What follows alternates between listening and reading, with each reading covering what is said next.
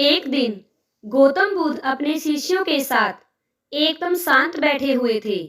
उन्हें इस प्रकार बैठे हुए देख शिष्य चिंतित हुए कि कहीं वह अस्वस्थ तो नहीं है। एक शिष्य ने उनसे पूछा, आज आप मौन क्यों बैठे हैं? क्या शिष्यों से कोई गलती हो गई है?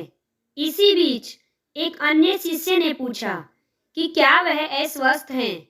पर बुद्ध मौन रहे। तभी कुछ दूर खड़ा व्यक्ति जोर से चिल्लाया, आज मुझे सभा में बैठने की अनुमति क्यों नहीं दी गई है? बुद्ध आंखें बंद करके ध्यान मग्न हो गए।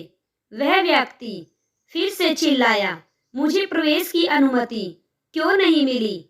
इसी बीच एक उदार शिष्य ने उसका पक्ष लेते हुए कहा कि उसे सभा में आने की अनुमति प्रदान की जाए।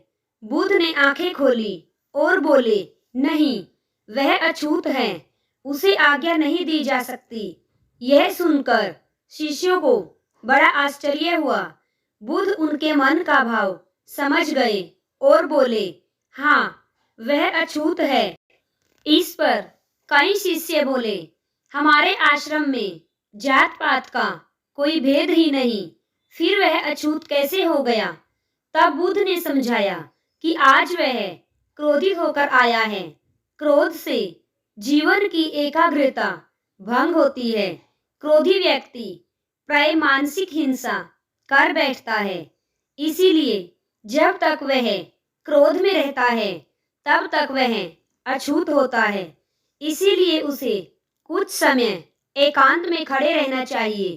क्रोधित शिष्य भी बुद्ध की बात सुन रहा था।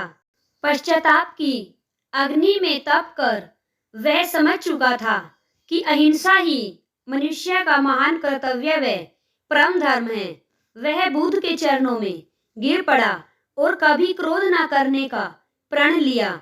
आशय यह है कि क्रोध के कारण व्यक्ति अनर्थ कर बैठता है और उसे बाद में पछताना पड़ता है, जिसका कोई लाभ नहीं मिलता। इसीलिए हमें क्रोध नहीं करना चाहिए।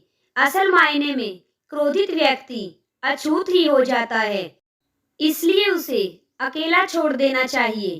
क्रोध करने से तन, मन और धन तीनों की हानि होती है। क्रोध से ज्यादा हानिकारक कोई और वस्तु नहीं है।